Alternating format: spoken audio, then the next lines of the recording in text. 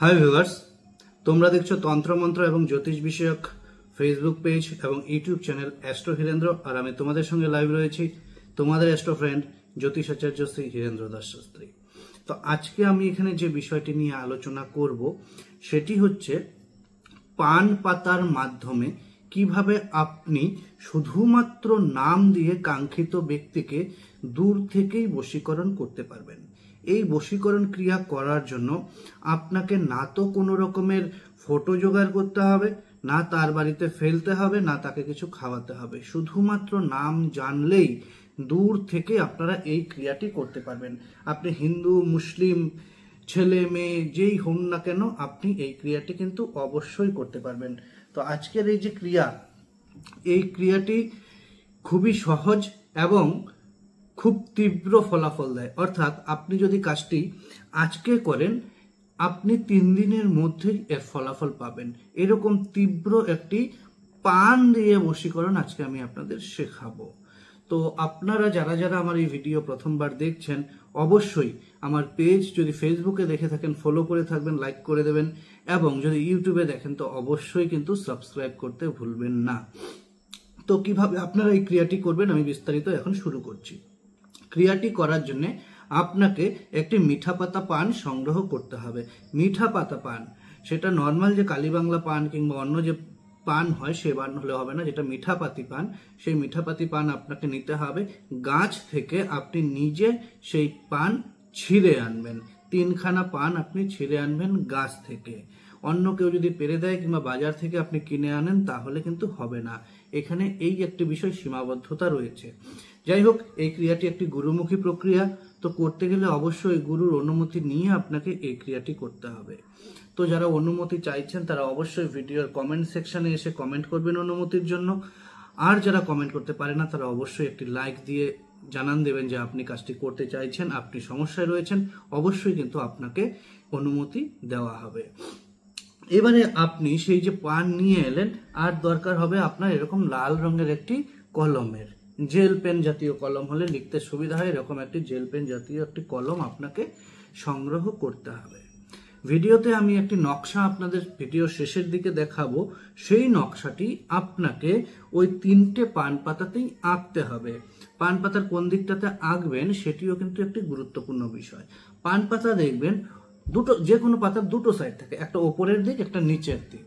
তো ওপরের যে তেলতেলে দিক, যে দিকটা গাঢ় সবুজ, যে দিকটার রং বেশি সবুজ, সেই দিকটাতে আপনাকে এই নকশাটি অঙ্কন করতে হবে।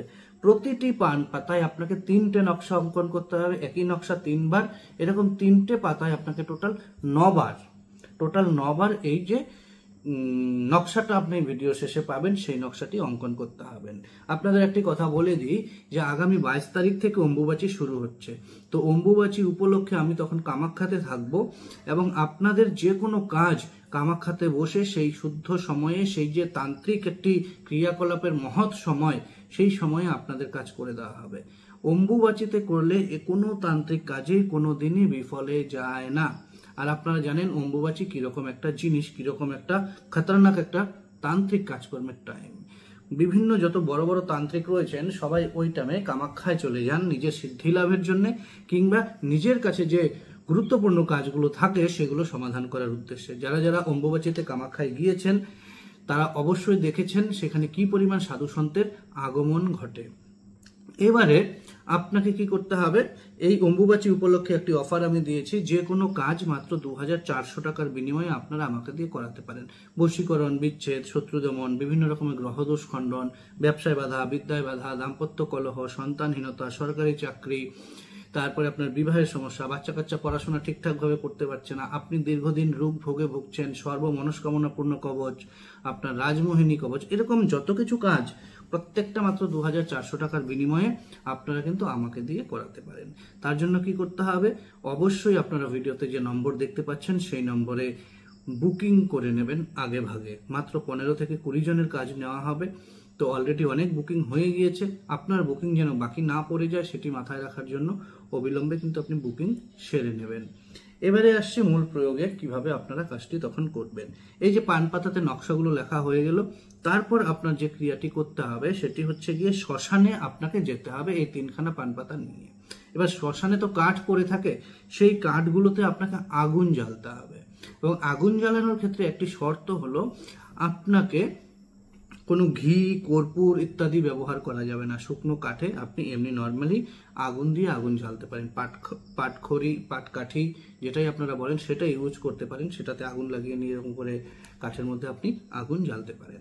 সেইবারে যে আগুন, সেই আগুনের ওপরে আপনাকে বসাতে হবে সেই শ্মশানে যে একটি পাতিল ভাঙা পড়ে থাকে কিংবা হাঁড়ি ভাঙা পড়ে থাকে, যেটাই হোক সেটাকে বসাতে হবে। সেটাই যদি একটি বড় টুকরো পান সে তাহলেও হবে।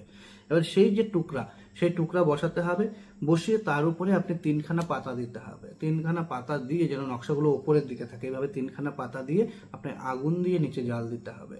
সেই আগুনে জাল দিতে দিতে দিতে পাতিলটি গরম হয়ে যখন পাতাগুলো পুড়ে যাবে, যতক্ষণে পাতাগুলো পুড়ে যাবে ততক্ষণে সেই ব্যক্তি আপনার প্রতি তীব্র বশীভূত হয়ে যাবে। তো আজকের জন্য এতটুক, আবার আগামীকাল দেখা হচ্ছে। ততক্ষণ ভালো থাকবেন, সুস্থ থাকবেন, ধন্যবাদ।